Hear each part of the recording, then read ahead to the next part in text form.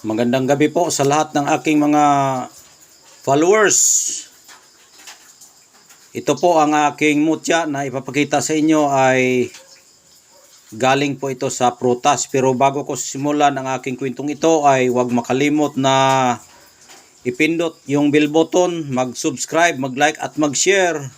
Yung mga baguhan lang po ang pwedeng mag-share at yung bagong mag-subscribe para maka-update din po kayo sa aking mga vlog na aking ina-upload dito sa aking YouTube channel, at maraming salamat po sa inyong lahat. Ngayon po ang ating pag-usapan, ito po ay isang prutas na tinatawag na prutas ng atis. Ito po ay atis na nagiging bato na nakukuha ko po ito mismo sa puno ng atis. Hindi lang po siya bilog dahil nga po sa kanyang prutas ay siya po ay nagtuyo. Sa hindi pa po siya bato at nahihinog pa lang siya ay iyan po ay bilog. Pero nung siya po ay tumigas na nabilad siya sa araw, lumiit siya. Nagtuyo siya at nagiging tabingi siya. Ganyan, lumapad siya. Pagka sobrang init, tumigas at nagiging bato na po siya. Ibig sabihin, may power na po ito. Yan o. May power na po yan dahil nagiging bato na po ang kanyang katawan sa pagka-prutas na atis. Ito po ay nakuha ko dito sa amin. Sa prutasan namin dito may atis na maliliit yung atis dito. Na nakakabit pa ito sa atis. Ito. Ito yung punga niya. Diyan, punga niya dyan. Nakuha ko ito araw ng Biyernes. Yan po yung punga niya. Tapos yung kanyang punga ay hindi nagiging bato yung punga niya. Nagdikit lang po yung kanyang punga. Ito po ay nagkabit mismo sa puno at nagtabingi siya dahil lumiit siya sa sobrang init, tumigas at nagiging bato na po siya. Kaya napakagandang birtud po yung atis dahil bawat kanto niya ay mayroon po siyang mga anggulo. Ayan, may mga circle-circle. Ayan, may mga circle-circle.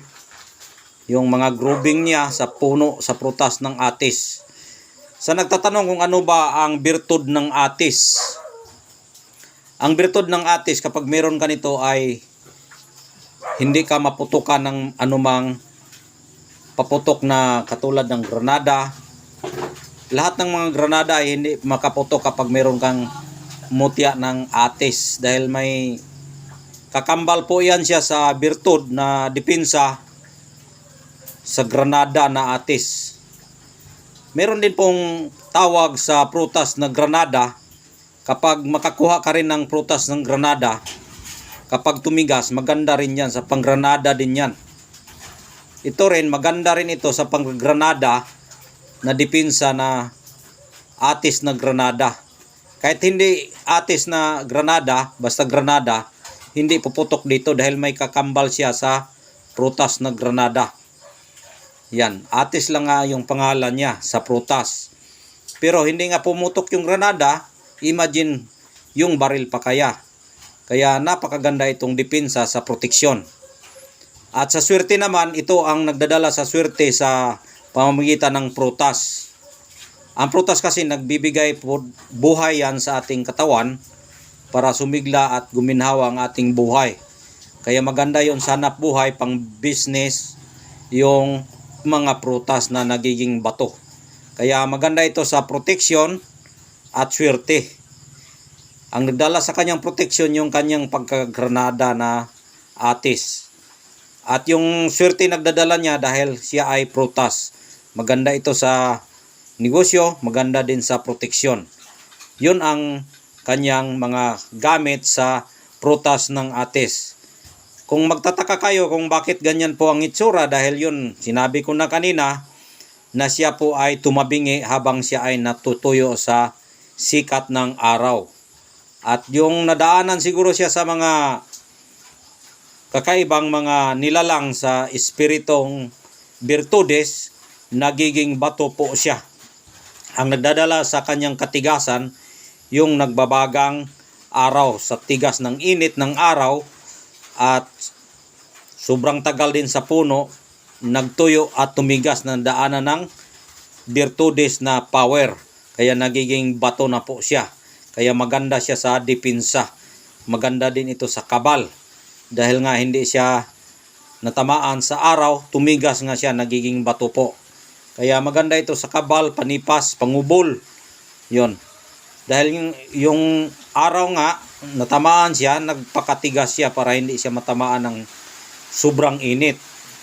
Kung sa baril naman ang pag-usapan, kung barilin ka, yung init ng baril na dumapo sa iyong katawan kapag meron kang ganitong nakatama sa araw na sobrang init, hindi ka rin matablan. Kaya yun ang mga gamit niya sa pag-survey sa spiritual na gamit sa paniniwala sa espiritu na ating paniniwalaan bilang isang antingero. Yan po ang mga gamit niya na pwede nating sabihin na yan po ay mga proteksyon. Yun ang mga dahilan kung bakit tayo naniniwala sa mga ganitong kakaibang mga birtud na hindi mapaliwanag sa mga ordinaryong tao kung bakit nagkaganyan po ang mga prutas na nadaanan ng mga nilalang na hindi natin makikita.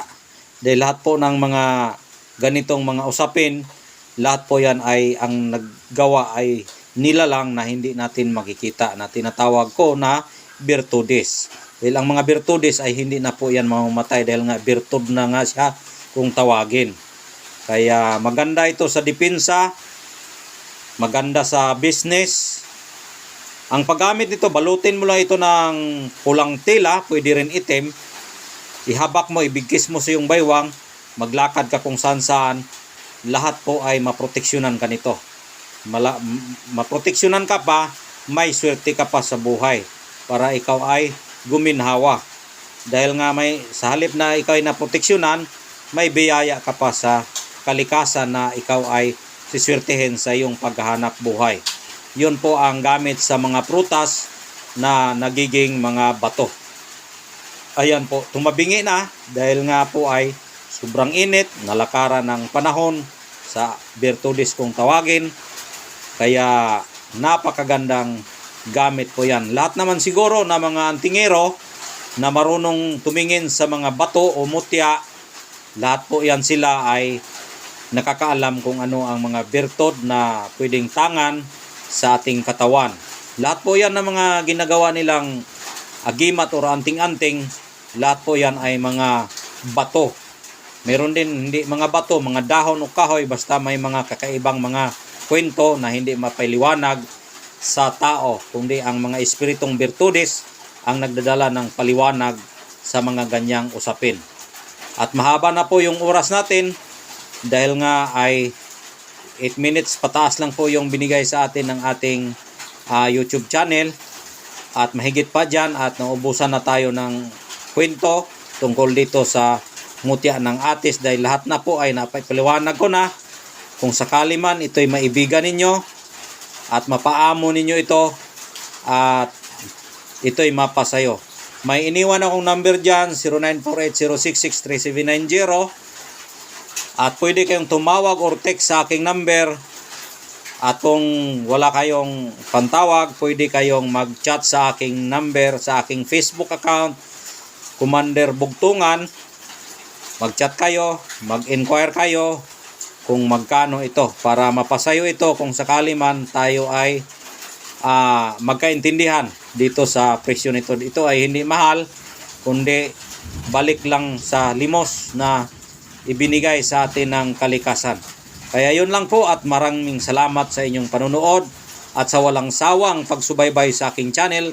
Kahit nga ako ay bihira lang mag-upload dahil sa ating mga panahon na hindi tayo palaging makahanap at makakuha ng mga mutya na ibinigay sa atin dahil sa pangit na panahon na nadaanan pa tayo ng bagyo dito sa Negros Oriental.